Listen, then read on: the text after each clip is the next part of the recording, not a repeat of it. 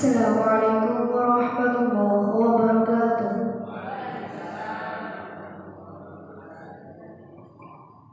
Alhamdulillahirabbil alamin wa bihi nasta'inu ala umuri dunya waddin wa ala alihi wa sahbihi ajma'in amma ba'd. Selamat siang Bapak dan Ibu, salam sejahtera.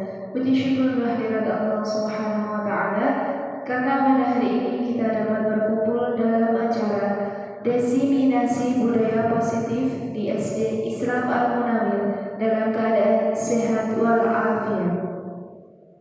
Baik, Bapak dan Ibu, marilah bersama kita buka acara pada hari ini dengan membaca basmalah. Bismillahirrahmanirrahim. Acara yang pertama yaitu sambutan dari Bapak Kepala Sekolah SD Islam Al-Munawir, Bapak Shodikin S. Adi, yang akan diwakili oleh Bapak Musliman. Kepadanya dipersilakan.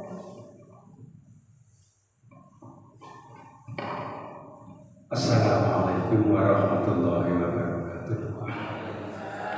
Bismillahirrahmanirrahim. Wassalatu wassalamu ala rasulillah Sayyidina Muhammad wa ala alihi wa sahbihi wa man wala. Kepada Bapak Ibu sekalian yang sangat berbahagia, pertama marilah kita bersyukur kepada Allah Subhanahu wa taala, kedua kalinya kepada beliau Rasulullah sallallahu alaihi wasallam, ketiga kalinya alhamdulillahirabbil alamin kita bisa bersama-sama bertatap muka di dalam majlis ini. Mudah-mudahan membawakan berkah manfaat maslahat fid-dini wal dunya wal akhirah. Bapak-bapak dan saudara-saudara sekalian, sekaligus secara singkat kami atas nama Kepala Sekolah SD Al-Munawir mendukung sepenuhnya kepada Bapak Sunario untuk membudayakan budaya positif. Mudah-mudahan dengan apa yang telah disampaikan nanti bisa membawa kita sekalian arah pendidikan kita lebih positif atau lebih bangkit daripada yang sudah-sudah. Oleh karena itu sekali lagi marilah kita cermati bersama-sama, nikmati bersama-sama, sehingga apa yang telah menjadikan manfaat daripada budaya positif ini bisa kita terapkan di tengah-tengah masyarakat, utamanya pada anak didik kita. Kami kira untuk itulah sekedar sambutan kami. Mudah-mudahan pertemuan kita ini selalu mendapat barokah manfaat maslahat di dunia wal akhirah. Sekali lagi selamat melaksanakan kegiatan. Mudah-mudahan mendapatkan ridho dari Allah Subhanahu wa taala. Ihdinas siratal mustaqim. Wassalamualaikum warahmatullahi wabarakatuh.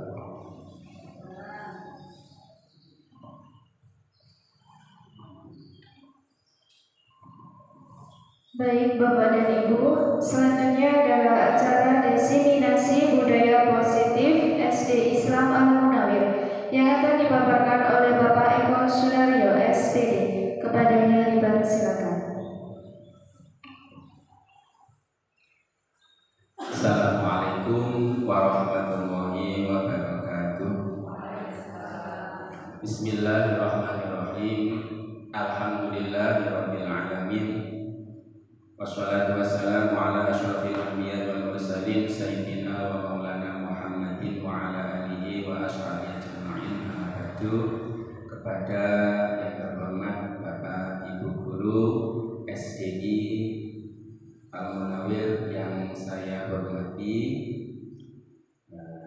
pertama syukur alhamdulillah kita haturkan kehadiran Allah Subhanahu wa taala yang mana sampai kesempatan pagi hari ini kita semua masih diberi limpah rahmat, nikmat, hidayah, inayah, utamanya nikmat yang berupa keimanan, keislaman, dan juga kesempatan panjang umur, sehingga pada kesempatan siang hari ini kita bisa sama-sama hadir dalam rangka diseminasi budaya positif di lembaga SD Islam Al-Munawir Kecamatan Perak, Kabupaten Jombang dalam keadaan sehat walafiat.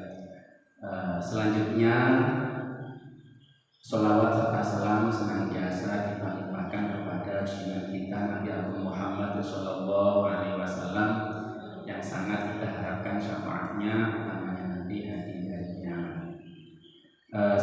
Selanjutnya, Bapak Ibu yang saya hormati, sebelum saya menyampaikan apa yang menjadi tugas saya, yaitu mendiseminasikan budaya positif terutama di lembaga SD Samanhun Munawir ini, perlu Bapak Ibu ketahui bahwasanya nanti apa yang saya sampaikan itu semata-mata apa yang sudah saya dapatkan selama pelatihan di Calon Guru Penggerak.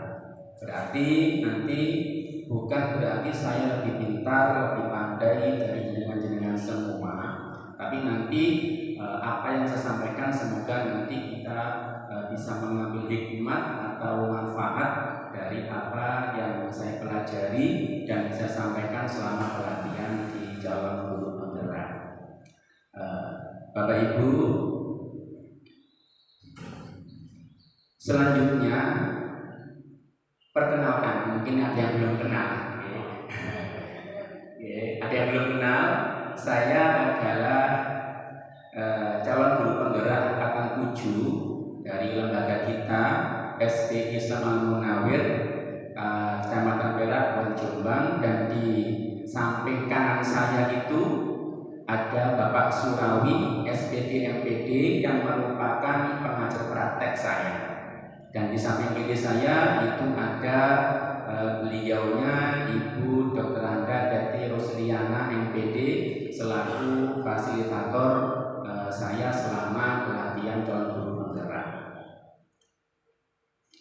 Nah, dalam aksi nyata ini nanti sekali lagi saya berbagi pengalaman, utamanya terkait budaya positif yang nanti akan kita terapkan atau kita budayakan khususnya di lembaga kita ini.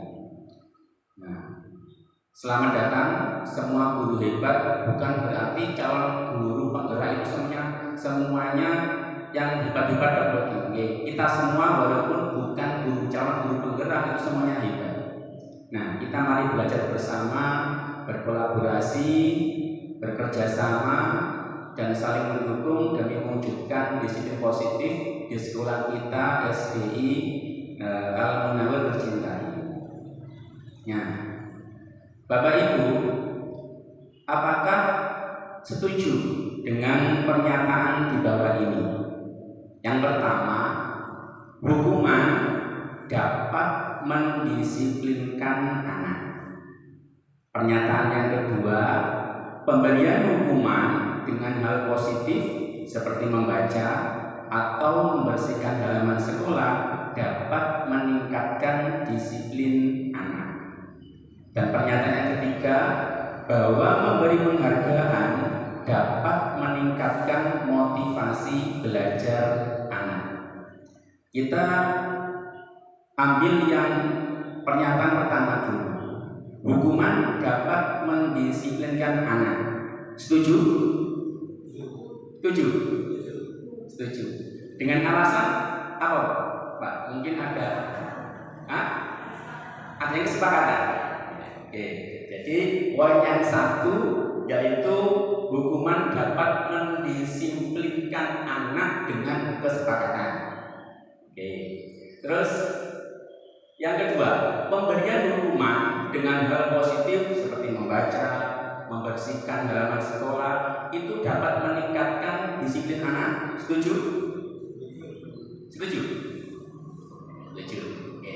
Yang ketiga, memberi penghargaan dapat meningkatkan motivasi belajar anak. Anak dapat mengerjakan ini, dapat hadiah apa? Sangat setuju. Oke. Selanjutnya kita lanjutkan.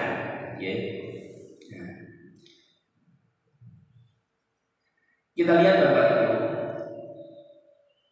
perubahan paradigma.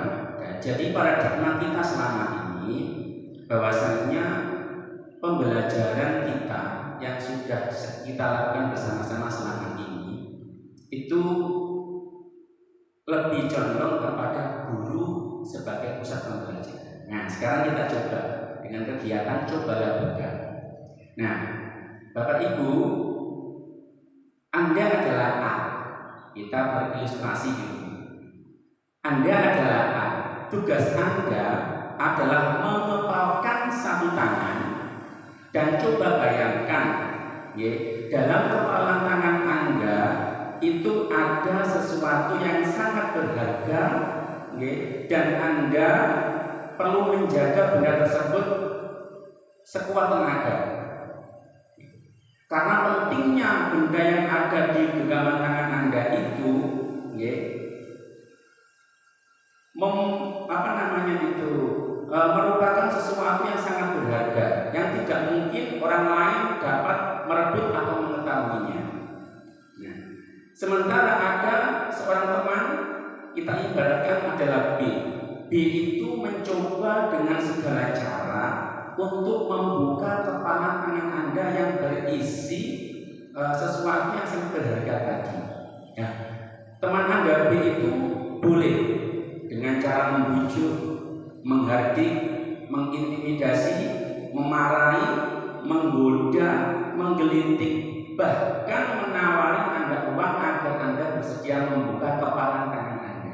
Apa yang terjadi kira-kira dengan Anda, dengan semuanya? Apakah akan membuka dan apakah tetap akan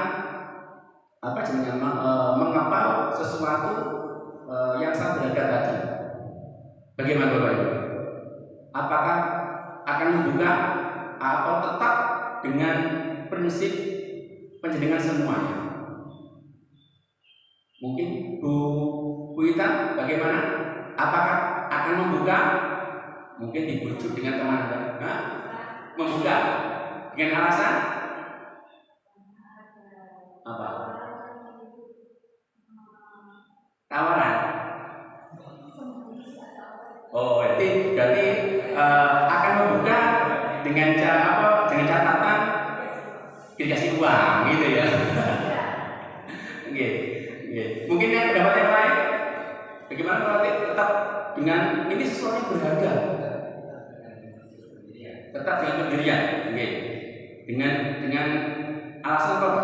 Kira-kira karena berharga. Yang berharga. Oke Bapak Ibu. Oh gitu ya. Jadi barang yang berharga itu belum tentu dimiliki oleh orang lain. Nah, kita lihat Bapak Ibu, apakah pernyataan ini sudah sesuai dengan paradigma kita selama ini. Nah, pada dasarnya Bapak Ibu, itu adalah paradigma teori kontrol. Pada dasarnya manusia itu hanya dapat dikontrol oleh dirinya sendiri dan tidak dikontrol oleh orang lain pada dasarnya. Nah, selama ini kita di sekolah itu ilusinya guru mengontrol murid. Nah, pada dasarnya sajane murid nggak mau dikontrol oleh guru, tapi dengan kontrol kita sebagai seorang pendidik untuk mengontrol seorang murid. Selanjutnya, bahwasanya kritik dan membuat orang merasa bersalah dapat menguatkan karakter. Kritik. Selanjutnya, semua penguatan positif, efektif, dan bermanfaat. Ilusi yang keempat yaitu bahwa orang dewasa memiliki hak atas hak untuk memaksa. Nah, itu biasanya kita seorang guru memaksa, kamu harus begini, kalau tidak begini akan mendapatkan ini. Nah, itu memaksa. Nah, pada dasarnya anak itu tidak mau dikontrol, tidak mau dikontrol sesuai dengan apa yang jadi ilustrasi di atas tadi. Selanjutnya, perubahan paradigma, stimulus respon dan teori kontrol. Nah, ini stimulus respon, realitas kebutuhan kita sama. Bahwasanya itu kita selama pembelajaran di kelas itu kita sama ratakan. Hari ini pembelajarannya contohnya kalau di olahraga 11 semuanya, padahal dalam satu kelas itu ada yang tidak senang dengan sepak bola gitu. Nah, responnya itu sama, kita buat sama. Nah, teori kontrolnya, realitasnya, kebutuhan kita itu berbeda. Ada yang namanya senang sepak bola, mungkin ada yang satunya senang itu senang dan sebagainya. Nah, ini yang nantinya muaranya akan seperti kurikulum yang akan kita hadapi, yaitu Merdeka Belajar. Jadi pembelajaran yang sesuai minat dan bakat gitu. Nah, selanjutnya semua orang melihat hal yang sama. Teori kontrolnya setiap orang memiliki gambaran yang berbeda. Kita mencoba mengubah orang agar berpandangan sama dengan kita. Teori kontrolnya kita berusaha memahami pandangan orang lain tentang dunia. Itu. Jadi belum tentu Bapak Ibu, jika ada anak yang terlambat datang ke sekolah itu karena dia malas. Bisa jadi dia terlambat datang ke sekolah mungkin ketika jarak rumah dan sekolah itu jauh dan mengendarai sepeda, mungkin sepedanya itu di tengah-tengah jalan agak bocor dan sebagainya. Nah, itu kita perlu memahami apa yang terjadi permasalahan di anak itu. Jadi itu. Nah, ini orang lain bisa mengontrol saya, stimulus responnya tadi. Nah, ini hanya Anda yang bisa mengontrol diri Anda sesuai yang pendapatnya diutarakan oleh Pak Fatih tadi. Terserah saya mau buka atau mau tetap menggenggam apa yang saya genggam dengan berbagai alasan. Kalau Bu Gita tadi saya buka karena saya dibujuk dan saya diintimidasi, diberi iming-iming dan sebagainya. Nah, karena itu saya buka. Nah, ini menandakan bahwasanya teori kontrol itu terletak pada diri kita sendiri. Itu. Oke. Terus selanjutnya pemaksaan ada pada saat bujukan gagal.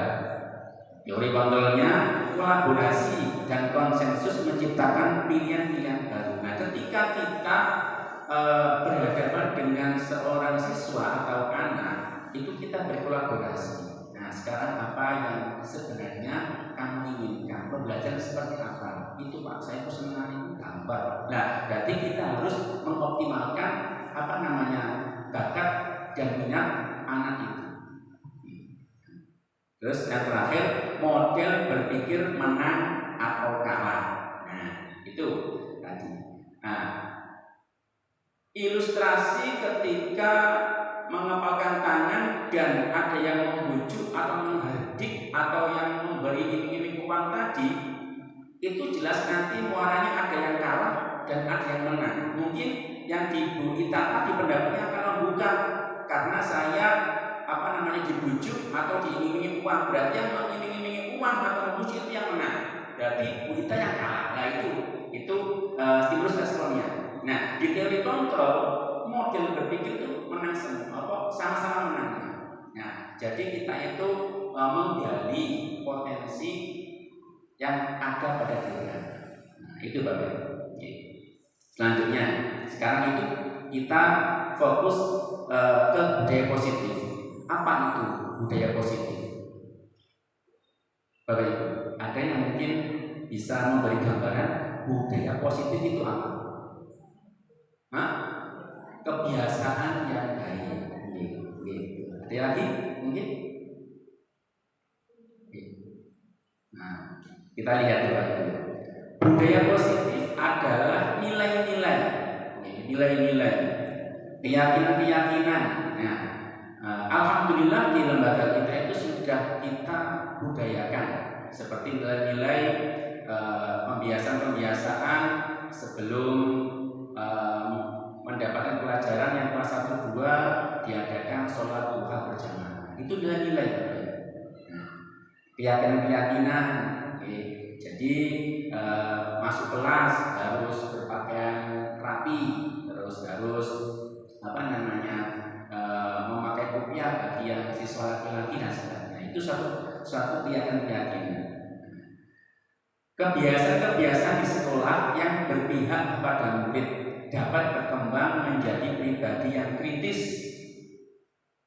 penuh hormat dan bertanggung jawab. Nah, kebiasaan-kebiasaan yang sudah kita tanamkan kepada anak-anak itu, Bapak Ibu, itu akan membawa anak mempunyai rasa yang bertanggung jawab. Oh, ini waktunya saya sholat duha. Oh, ini waktunya saya sholat duha berjamaah. Nah, ini merupakan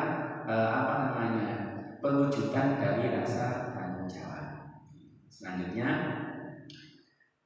disiplin positif merupakan suatu cara penerapan disiplin tanpa kekerasan dan ancaman yang dalam prakteknya melibatkan perilaku komunikatif efektif antara guru dan murid.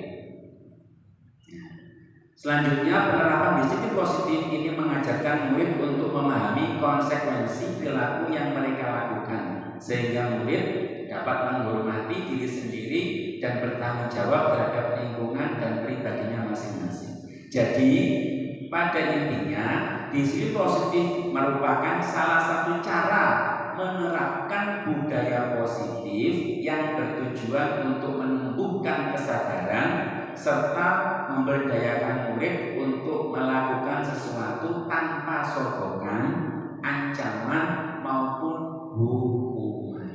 Nah, ini jadi pada dasarnya pembiasaan-pembiasaan yang baik itu akan menjadi terbiasa oleh siswa tanpa disuruh, tanpa ada hukuman, anak itu sudah mau melakukannya. Itu yang menjadi disiplin positif. Nah, itu Bapak Ibu nanti kita akan mencoba menerapkannya dalam diri kita khususnya.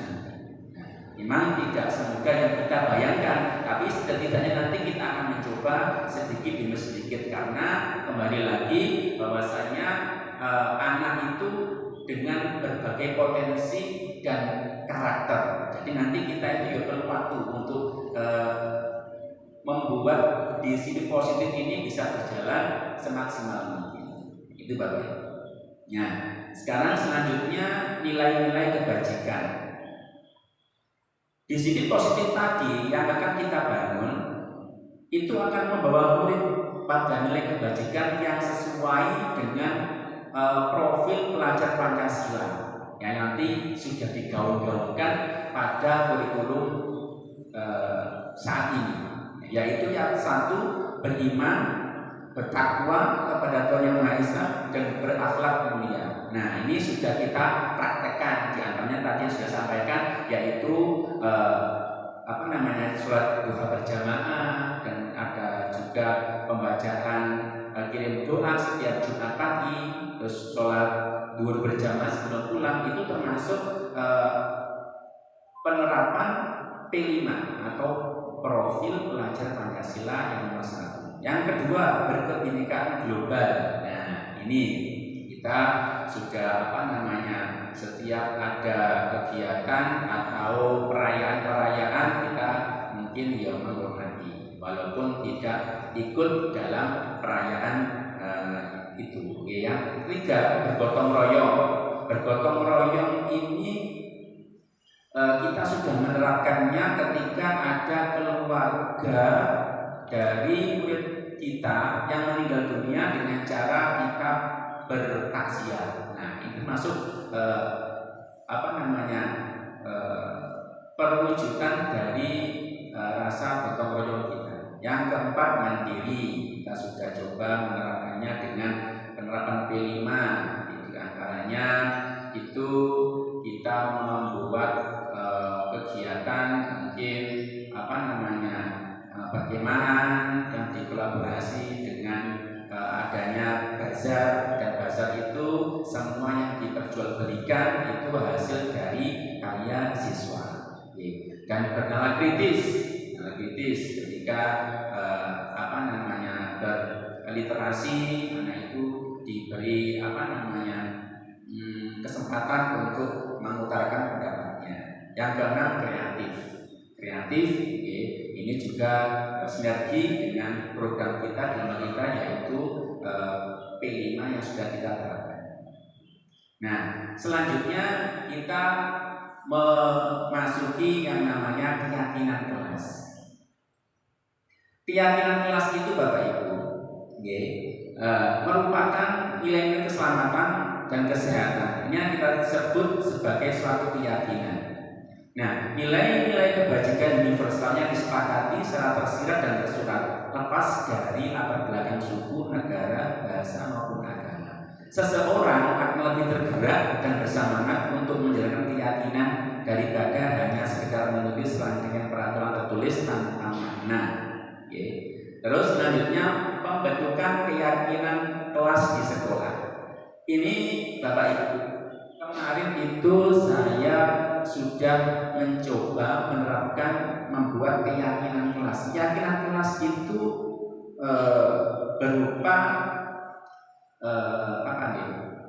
pernyataan-pernyataan universal yang disepakati oleh siswa. Kalau kemarin kebetulan saya juga yang mengampu pelajaran PJOK, jadi saya membuat kegiatan kelas itu ya khusus untuk pelajaran PJOK. Dan nanti ke depan kami berharap untuk guru-guru kelas atau guru-guru yang lain itu mempunyai keyakinan sendiri-sendiri. Di antaranya keyakinan kelas itu bisa berupa kesepakatan Bapak Ibu di kelas. Contohnya, kalau kemarin saya itu membuat keyakinan kelas belajar PJOK, itu setiap pembelajaran PJOK wajib untuk memakai baju olahraga lengkap. Nah, itu masuk keyakinan yang sudah disepakati oleh semua anak. Itu keyakinan. Pak, apa bedanya dengan dengan peraturan, Pak? Peraturan dan keyakinan itu secara konotasi itu lebih lebih insentif kepada yang namanya keyakinan, lebih lunak. Saya mengatakan lebih lunak, lebih dapat diterima oleh anak daripada peraturan. Dan peraturan sepertinya itu nanti ada konsekuensinya, hukuman. Biasanya mengalami konsekuensi. Keyakinan ini nanti juga ada konsekuensi, tetapi tidak mengarah ke arah hukuman. Nah, nanti sebelum kita membentuk yang namanya keyakinan kelas, diusahakan tadi, pernyataan keyakinan kelas senantiasa dibuat dalam bentuk positif, jelas. Keyakinan kelas hendaknya tidak terlalu banyak sehingga mudah diingat dan dipahami oleh semua warga kelas. Nah, keyakinan kelas atau mungkin kalau sekarang kita masih pakai peraturan itu setidaknya tidak terlalu banyak, nggak sampai ada 11 poin, 20 poin. Kesulitan anak mengingatnya. Keyakinan nanti itu mempunyai sifat tidak terlalu banyak, mungkin 5, tapi anak ingat. Nah, anak ingat dan bisa menjalankannya. Terus keyakinan kelas sebaiknya semakin dapat diterapkan di lingkungan tersebut.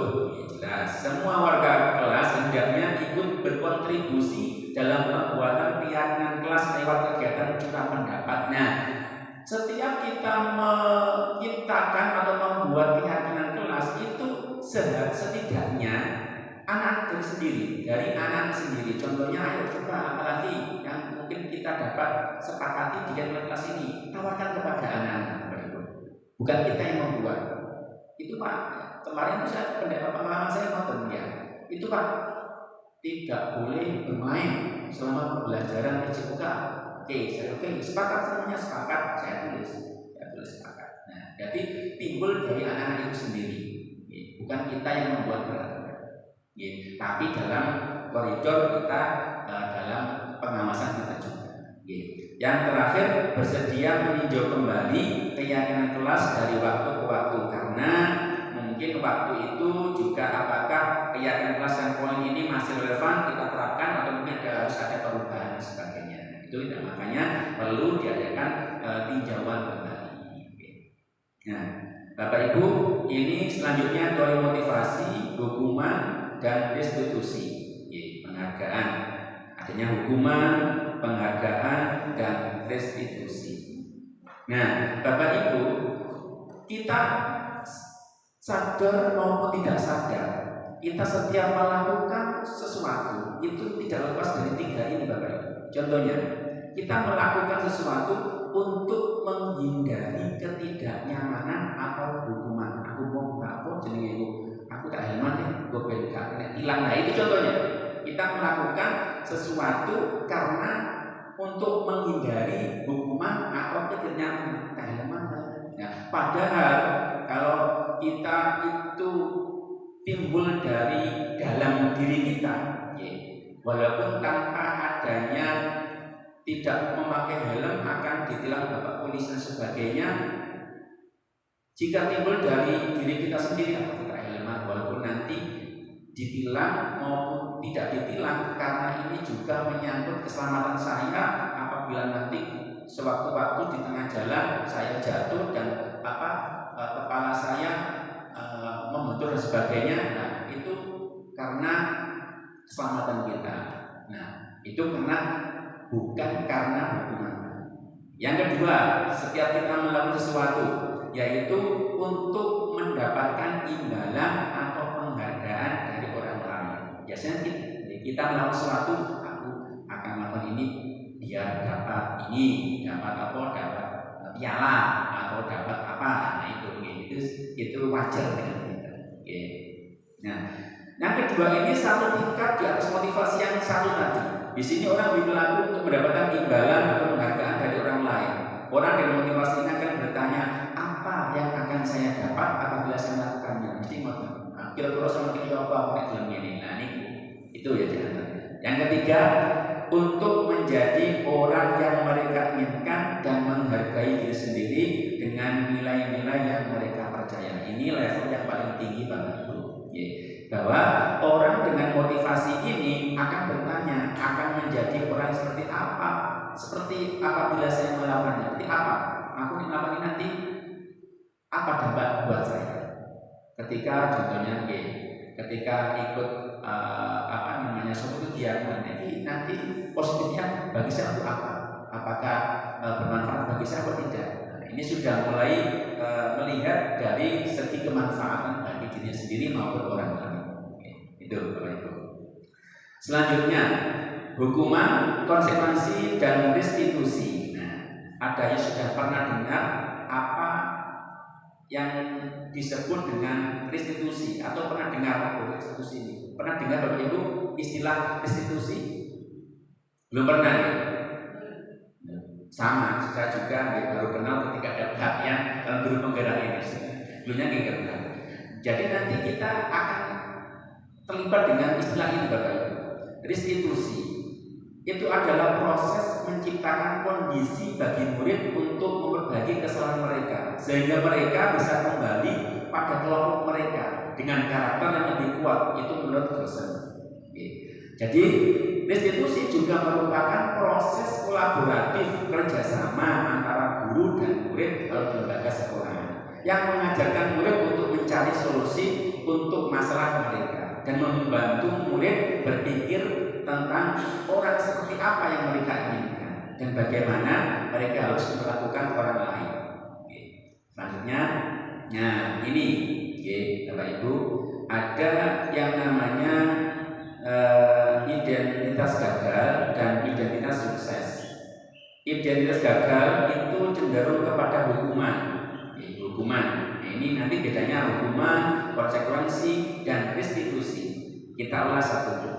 Yang pertama, sesuatu yang menyakitkan harus terjadi. Jelas, ketika anak mendapatkan hukuman, entah itu lari atau entah itu dijewer dan sebagainya, itu menyakitkan Bapak Ibu kepada siswa, bahkan akan menjadi trauma. Itu.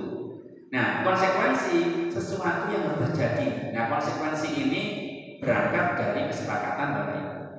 Nah, restitusi itu merupakan pilihan. Nanti di belakang ada penjelasan lebih detail apa itu restitusi dan bagaimana langkah-langkah ketika kita melakukan restitusi. Nah, yang kedua, hukuman tidak nyaman untuk murid atau anak dalam jangka waktu panjang. Jelas, ketika bahkan Bapak Ibu, saya sampai saat ini masih ingat ketika ketika di sekolah pernah dihukum oleh siapa saja itu ingat, Bapak Ibu ya. Mungkin jenengan juga masih ingat, aku di sekolah dulu ketika di SMP, di MTS pernah dihukum ini masih ingat tentu. Nah itu hukuman. Jadi hukuman itu dalam jadwal yang panjang masih teringat. Nah, sementara konsekuensi itu juga tidak nyaman untuk murid, tapi waktu jangka pendek Bapak Ibu. Konsekuensi itu, ketika konsekuensi itu berupa kesepakatan, saya juga tidak ingat ketika itu saya melanggar apa, terus konsekuensinya apa, jadi kita untuk gak pakai ini. Tapi ini beda dengan hukuman tadi itu membekas sampai batas waktu yang lama masih membekas. Nah, restitusi menguatkan untuk murid atau anak dalam jangka waktu yang panjang. Menguatkan bagaimana? Nah, nanti pembahasan lanjut nanti juga. Kita lanjutkan saja. Nah, ini adalah contoh atau bentuk keyakinan kelas. Contohnya yang kelas kita, lembaga kita itu sekolah dasar, maka saya ambil yang kelas 1 yaitu kelas apa namanya itu kelas bawah, dan kelas 5 itu perwakilan dari kelas atas. Bahwasanya kelas 1 setiap anggota kelas perlu belajar karena masih perlu bimbingan dan tuntunan yang kelas 1. Yang kelas 5, yang kelas atas selalu bersikap positif karena anak kelas 5 atau kelas atas itu sudah mulai bisa berpikir yang lebih terfokus atau bisa bernalar. Itu diantaranya. Dilanjutkan. Nah, ini Bapak Ibu, siswa itu melanggar atau berperilaku yang kurang baik itu pada dasarnya mempunyai atau adanya kebutuhan dasar yang mungkin tidak terpenuhi. Kita manusia itu pada dasarnya mempunyai 5 kebutuhan dasar. Yang pertama yaitu kebutuhan untuk bertahan hidup, contohnya dengan makan, minum dan sebagainya, supaya kita bisa hidup itu. Yang kedua, kebutuhan kita, baik orang dewasa maupun anak-anak, yaitu ingin dicinta dan dikasih sayang, baik itu oleh orang lain maupun oleh makhluk lain. Yang ketiga, kebebasan, pengen bebas, aku nggak mau terikat. Kalau ikut ini sudah terikat, saya nggak bisa bebas, nggak bisa tidur. Kalau saya ikut pelatihan ini akan terikat, harus mengerjakan ini. Nah, saya pengen bebas. Nah, itu kebutuhan dasar manusia. Pengen bebas dasar manusia. Yang keempat, kesenangan. Saya liburan, pengen menenangkan diri, pengen berlibur, bertamasya, kesana. Ini adalah kebutuhan kesenangan manusia yang terpenuhi. Yang kelima adalah kekuasaan, yaitu diantaranya bisa menguasai baik lingkup diri sendiri maupun lingkup orang lain, bahkan keluarga dan sebagainya. Itu Bapak. Nah, sekarang ini ada soal cerita Bapak Ibu. Bisa lihat Bapak Ibu ya? Bisa lihat. Saya bacakan Bapak Ibu. Nanti dengan angan-angan mawon. Guru matematika, ini begitu Guru matematika dan wali kelas 8 ini saya ambil kelas 8 sesuai dengan cerita. Namanya Ibu Santi sedang sakit sehingga tidak dapat masuk dan mengajar. Akhirnya dicarikan guru pengganti yang namanya Ibu Eni. Ibu Eni baru 2 tahun menjadi guru SMP. Beberapa murid perempuan yang namanya Vivi dan Natali mengetahui hal ini, bahwasanya Bu Eni ini guru baru. Nah, Vivi dan Natali ini mulai menggunakan kesempatan dan bersikap seenaknya, tertawa dan tidak mengindahkan kehadiran Ibu Eni. Wes gak mau bersih Bu Eni. Nah, Ibu Eni mencoba menyapa Vivi dan Natali dengan ramah sambil mengingatkan mereka untuk tetap fokus pada pengerjaan tugas. Dengan kata-kata, ayolah tugasnya dikerjakan. Nanti ibu ditegur bapak kepala sekolah kalau kalian tidak kerjakan tugas. Tolong bantu ibu ya. Nah, internet seperti itu, ramah. Ya. Nanti kita bahas di akhir, apakah ini benar, pernyataan ini benar apa perlu ditingkatkan lagi levelnya. Namun Vivi dan Natali malah jadi tertawa. Ibu santai saja bu. Mereka tetap tidak mengerjakan tugas dan malah mengobrol. Keesokan harinya Ibu Santi memanggil yang sakit tadi, memanggil Vivi dan Natali, serta menanyakan tentang laporan Ibu Eni. Ibu Santi menanyakan apakah mereka bersedia melakukan memperbaiki permasalahan yang ada. Vivi dan Natali sempat ragu-ragu dan membela diri, namun pada akhirnya mengatakan akan meminta maaf. Ibu Santi menanggapi bahwa tindakan itu boleh saja dilakukan bila mereka sungguh-sungguh ingin meminta maaf. Namun Ibu Santi menanyakan kembali apa yang mereka bisa lakukan untuk menggantikan rasa tidak dihormati Ibu Santi.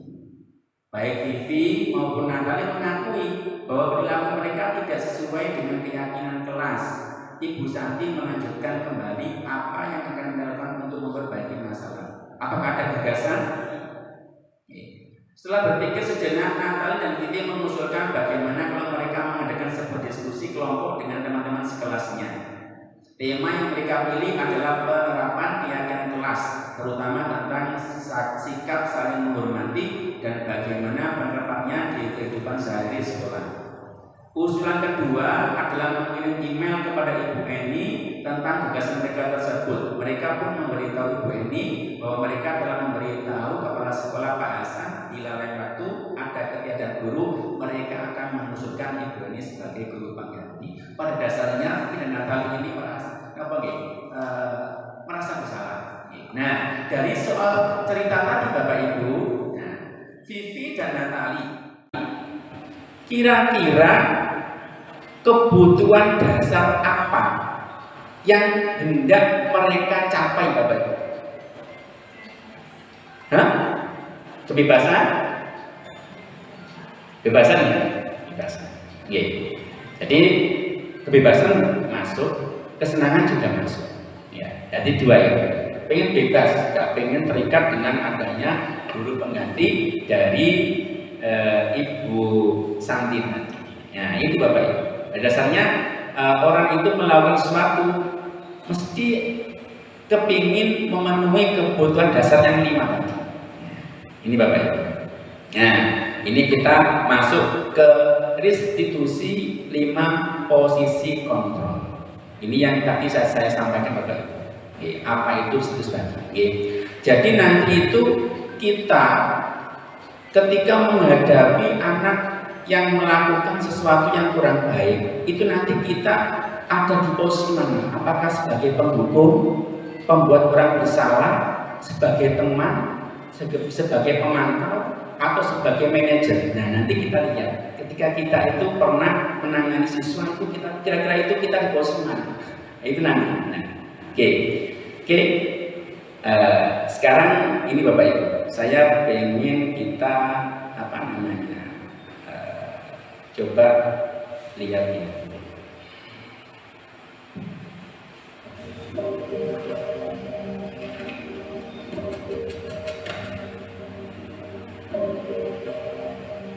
Naren, sini kamu. Selamat pagi Bu. Selalu terlambat. Kamu deh pasti terlambat. Maaf Bu, saya Apa coba? Alasan kamu apa lagi? Kapan sih kamu tidak terlambat? Malas sekali ya kamu jadi anak. saya Kita banget ya. Malas. Gak kapok-kapok sih kamu. Sudah berapa kali terlambat? Sana, kamu keliling lapangan basket 2 kali. Kenapa saya harus keliling lapangan basket Bu? Kenapa? Kamu melawan ibu. Berani-beraninya jawab. Sudah terlambat, masih berani jawab pula. Sekarang, keliling lapangan basket 5 kali sekalian. Biar kapok. Cepat. Pergi sana ke lapangan basket. Nah, ini Bapak Ibu. Ini kira-kira kita di posisi apa? kalau lihat adegan tadi? Di posisi apa? Apakah penghukum atau pembuat orang bersalah? Teman, pemantau, manajer? Penghukum, betul Bapak Ibu. Oke, kita lihat. Ya. Jadi itu posisi kita kontrol, posisi kontrol kita adalah sebagai penghukum. Nah, penghukum ini Bapak Ibu, nah, ciri-cirinya ini menghardik. Kamu itu tadi sering terlambat dan sebagainya. Terus menunjuk-nunjuk kamu itu dengan. Nah, ini ciri-cirinya posisi penghukum. Nah, ini kita apa gitu Bapak Ibu? Pernah tidak kita melakukan seperti itu? Nah, kayaknya gitu. Kadang-kadang nggak pernah, kadang-kadang pernah. Lah, oleh karena itu. Nah, berkaca pinggang, membentak, dan memberi hukuman verbal atau fisik, lari di lapangan 5 kali. Nah, itu ciri-ciri dari posisi penghukum. Nah, dampaknya Bapak Ibu, dengan posisi penghukum, dampaknya yaitu murid menjadi pendendam. Aslinya dia dendam kepada gurunya, khususnya memberi hukuman. Yang kedua, dia tidak menyukai guru atau pelajaran yang diambil. Itu dampak dari ketika memberi hukuman dalam posisi penghukum. Oke, untuk selanjutnya kita lanjutkan. Nah, ini adegan yang kedua.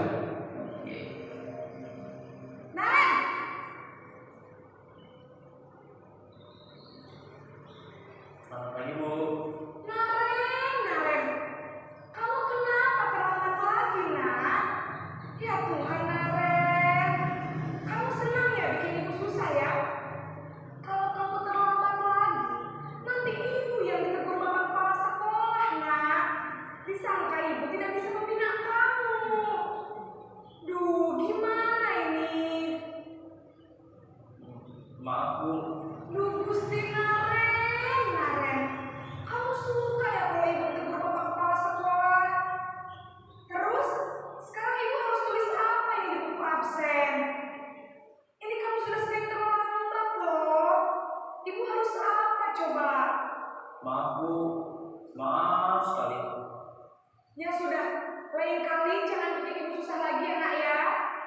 Ibu tidak akan kuat lagi kalau kamu begini terus. Bisa jantung lagi kalau ibu ditegur bapak kepala sekolah. Sana cepat ke kelas. Maaf ya Bu. Maaf sekali. Nah, ini Bapak Ibu. Ya. Ini tadi berarti berada di posisi sebagai teman Bapak Ibu. Kayaknya menurut jenengan semuanya sudah bagus apa belum? Posisi seperti tadi. Bagaimana Bapak Ibu? Sudah bagus apa perlu kurang bagus lagi Bapak Ibu? Sudah bagus. Nah, ini kita lanjutkan. Tadi posisi apa namanya itu sebagai teman. Nah ini suaranya cenderung melembut Bapak Ibu, tenang. Namun kata-katanya menyalahkan murid merasa bersalah. Yang kedua, guru akan menyatakan hal-hal yang merasa kesalahan ada pada murid dengan membuat murid menderita. Guru menderita. Bisa jantungan ibu kalau gina itu kan menderita. Itu kata-kata. Nah dampaknya Bapak Ibu membuat murid merasa bersalah, identitas gagal. Dia akan drop, kurang percaya diri dan menarik diri dari lingkungan, merasa bersalah. Nah, ini sudah di atas sebagai penghukum tadi, tapi belum maksimal Bapak Ibu. Ya, kita lanjutkan Bapak Ibu. Nanti kita akan seperti yang apa baik-baiknya untuk melakukan itu. Yang ketiga Bapak Ibu sebagai teman.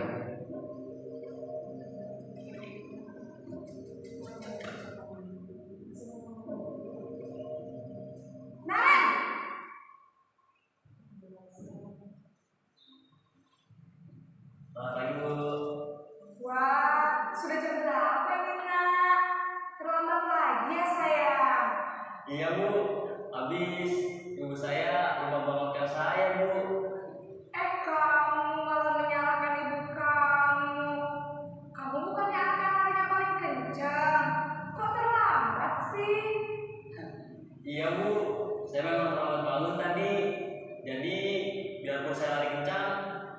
tetap nggak kekejar Bu. Ya sudah sana, nanti lain kali larinya lebih kenceng lagi ya, biar gak terlambat lagi. Bikin seneng ibu, demi ibu, bisa kan? Bisa lah Bu. Ya sudah sana masuk kelas, ibu beresin urusan absen kamu. Kamu ini ada saja. Bagaimana Bapak Ibu? Ya. Levelnya sudah agak tinggi loh. Nah, gambaran ini sebagai teman Bapak Ibu. Nah, apakah ini juga efektif Bapak Ibu? Kita lihat. Nah, ini sebagai teman Bapak Ibu. Ini ciri-cirinya. Suara guru akan ramah. Tidak ada indikasi untuk marah-marah. Cenderung bersenda gurau. Bersenda gurau untuk menghangatkan suasana. Nah, di sini murid akan merasa senang, aman, dan akrab dengan guru tadi. Identitas yang tercipta adalah identitas sukses menurut murid. Nah, aku jelas aman. Nah, ini aman. Nah, dampaknya Bapak Ibu, murid akan bergantung pada satu orang atau lebih terperincinya faktor ketergantungan. Dia akan tergantung dengan guru yang seperti tadi. Nah, ketika guru tadi tidak ada, dia tidak mendapatkan rasa percaya diri lagi, tidak bisa mandiri lagi, Bapak. Nah, murid tidak mandiri dan tidak bisa berpikir untuk diri sendiri. Hanya seperti itu dampak yang terjadi ketika posisi guru sebagai teman.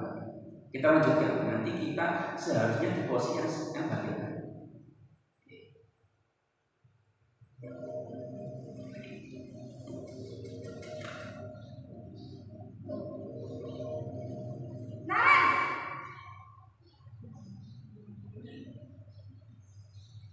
Selamat pagi Bu. Nah, Ren, apa peraturan sekolah kita tentang jam berapa kita harus masuk sekolah, Nak? Kita harus di sekolah jam 7 Bu. Iya betul, sekarang sudah jam 7.20. Naren sudah tahu konsekuensinya jika terlambat hadir. Paham Bu. Saya harus tinggal kelas pas jam istirahat selama 20 menit. Iya benar, konsekuensinya demikian. Jadi nanti jam 9.30 pas istirahat, kamu harus tinggal di kelas, kerjakan tugas tambahan untuk ketertinggalan kamu, ya? Baik Bu. Ini Bapak Ibu, ini posisi sebagai pemantau atau monitor. Lebih terperincinya, ini seorang guru menerapkan suatu peraturan dengan konsekuensi yang harus diterima ketika siswa itu melanggar peraturan. Cirinya, seorang pemantau akan bersuara datar, tidak bersenda gurau, tidak emosional, tidak bersenda gurau, atau menggunakan suara tinggi. Selanjutnya tercipta identitas diri positif atau berhasil. Yang ketiga, guru senantiasa memantau, mengawasi saat murid kena sanksi. Nah, dampaknya Bapak Ibu, murid akan menghitung konsekuensi dan hadiah. Nanti saya akan melanggar dengan konsekuensi lari 2 kali ya, saya kuat, tak langgar aja. Nah, itu dia akan menghitung. Oh, saya bisa hukuman mungkin diberi sanksi membayar 5.000. Nah, ini dia akan menghitung Bapak Ibu. Ini diantaranya. Nah, kita lanjutkan Bapak Ibu. Lanjut Bapak Ibu.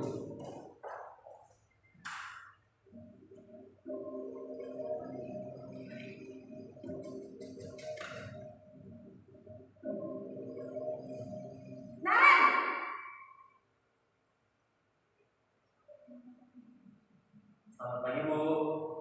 Selamat pagi, Naren. Maaf Bu, saya terlambat.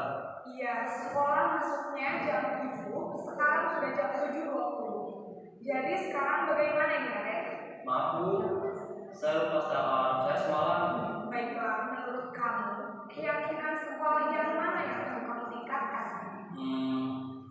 Menghargai diri sendiri dan orang lain mungkin ya Bu. Setuju.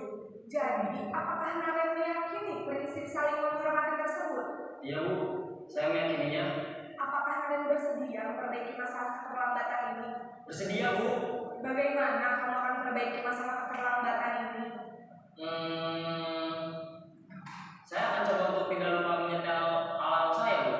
Baik, kalau Naren lupa menyetel alarm di rumah, ada orang yang kira-kira bisa bantu mengingatkan tidak?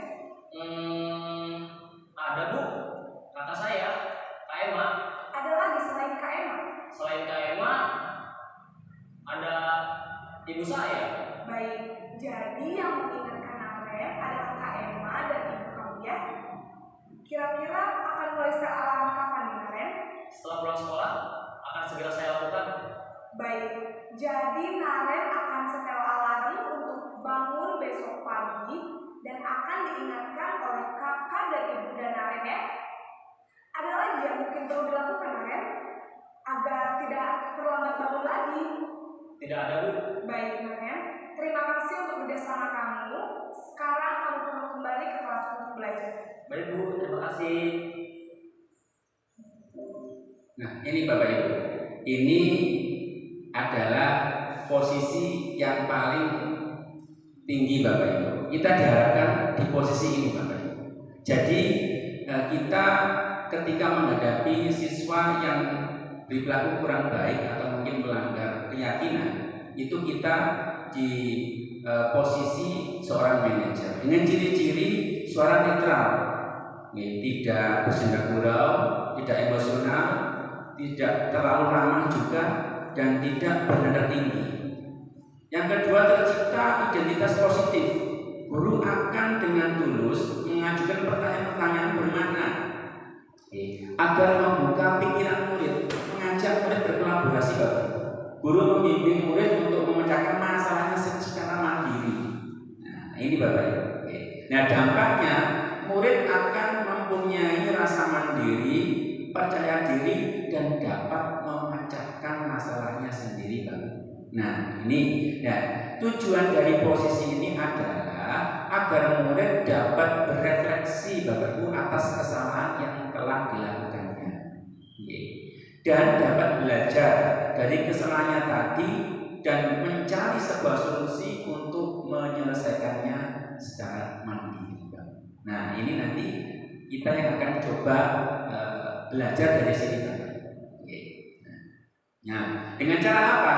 Dengan cara kita menerapkan yang namanya segitiga restitusi Bapak Ibu. Di antaranya nanti ada yang namanya validasi tindakan yang salah. Kita cari apa yang dilanggar, yakin apa yang dilanggar. Setelah itu, menstabilkan identitas. Jangan membuat murid itu bersalah. Berarti yang terakhir nanti menanyakan keyakinannya. Itu Bapak. Nah, ini adalah sekedar contoh-contoh dari pernyataan-pernyataan atau pertanyaan.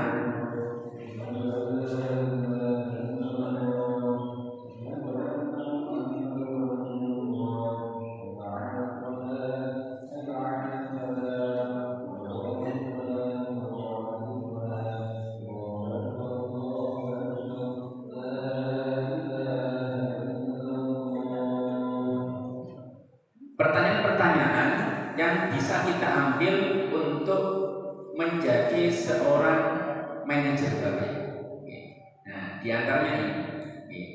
Kalau kita berada di penghukum ini, kita membuat mereka merasa bersalah, yang ini. Contoh kita ambil yang penghukum, kalau kamu tidak melakukannya, saya akan beri hukuman apa. Nah, yang ini ketika merasa bersalah, kamu sudah mengecewakan ibu atau bapak. Ini kata-kata yang biasanya sering didengar ketika seorang guru berada di posisi kontrol. Kalau seorang teman, lakukan untuk bapak ibu, ya sudah, nanti bapak ibu bantu bereskan. Ini bapak ibu. Yang ketiga sebagai pemantau, apa peraturannya, apa konsekuensinya. Nah, ini seorang pemantau. Dia akan berpegangan pada sebuah peraturan Bapak. Nah, yang ketiga seorang manajer, apa yang kita yakini, yang sudah kita sepakati. Nah, terus apa yang kamu yakini hal tersebut mengapa? Nah, terus itu. Nah, untuk memperbaiki, jadi kira-kira hal tersebut akan menggambarkan apa tentang dirimu dan sebagainya. Ini Bapak.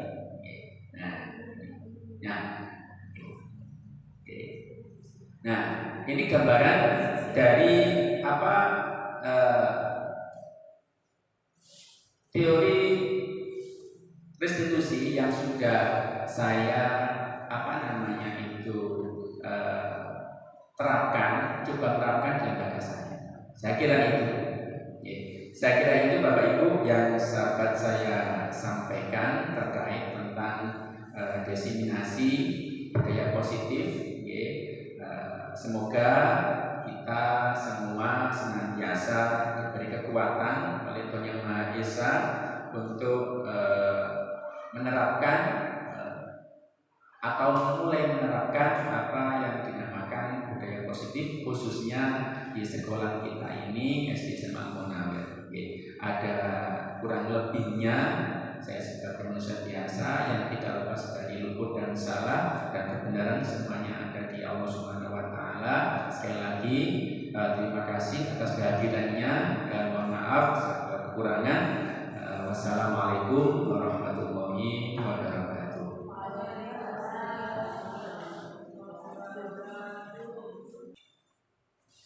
Alhamdulillahirrahmanirrahim. Acara diseminasi budaya positif sudah selesai dan terlaksana dengan lancar. Mari bersama kita tutup dengan bacaan hamdalah. Alhamdulillahirrahmanirrahim. Saya sebagai moderator pada acara hari ini mohon pamit dan undur diri. Mohon maaf apabila ada salah kata dan tindakan. Akhirul kalam. Wassalamualaikum warahmatullahi wabarakatuh.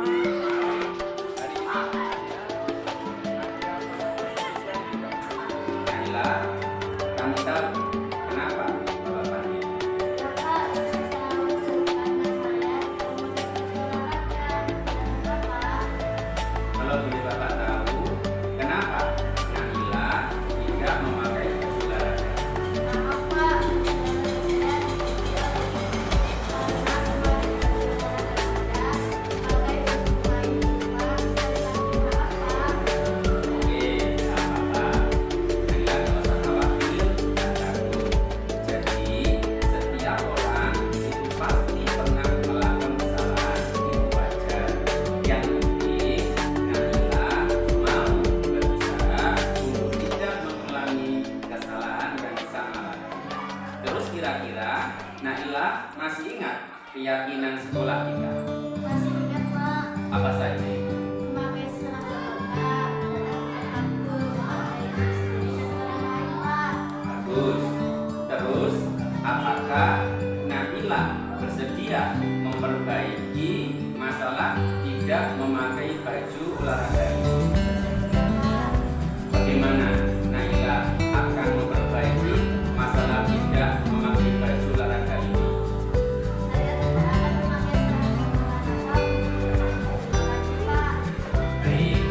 Seandainya Naila lupa terus memakai lagi seragam olahraga untuk bermain di rumah, kira-kira ada orang yang bisa bantu untuk mengingatkan tidak?